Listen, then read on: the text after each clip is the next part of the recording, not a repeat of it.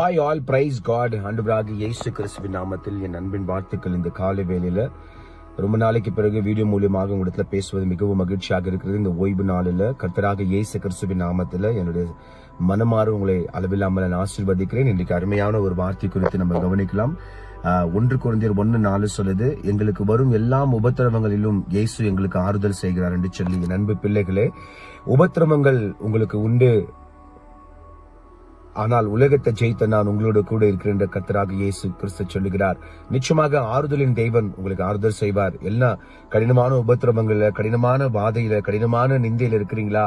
எல்லா மனிதர்களால் ஒதுக்கப்பட்டு மிகப்பெரிய ஒரு மோசமான நிலைமையில இருக்கிறீங்களா? கவலைப்படாதீங்க. இன்றைக்கு உங்கள் தேவனாகிய இயேசு கிறிஸ்து உங்களுக்கு ஆறுதல் செய்வார், உங்களுக்கு நன்மை செய்வார், உங்களுக்கு சகல விதமான காரியங்களுக்குள்ள உங்களை வழி நடத்துவார். அன்பு பிள்ளைகளே, கவலைப்படாதீங்க. இந்த ஊழியக்காருக்கு ரொம்ப பயங்கரமான உபத்திரவம். அவர் சொல்றாரு, எங்கள் எல்லா சகல உபத்திரவங்களிலும் இயேசு எங்களுக்கு ஆறுதல் செய்கிறார் என்று சொல்லி. அன்பு பிள்ளைகளே, இந்த கால வேளை என் ஆண்டவராக இயேசு கிறிஸ்து உங்களுக்கு ஆறுதல் செய்வார்.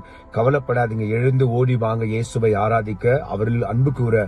இன்றைக்கு நிச்சயமாக ஒரு பெரிய ஆறுதல் கர்த்தர் உங்களுக்கு செய்வார்.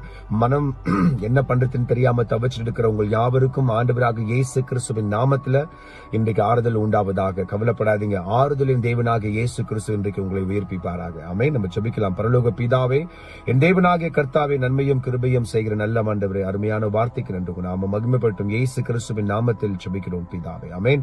என் ஆத்துமாவே கர்த்தரை ஸ்தோத்திரி, என் முழு உள்ளமே பரிசுத்த நாமத்தை ஸ்தோத்திரி. என் ஆத்துமாவே கர்த்தரை ஸ்தோத்திரி, கர்த்தர் செய்த சகல உபகாரங்கள் வாழ்நாள் முழுவதும் மறவாமல் இருப்பாயாக. ஆமென்.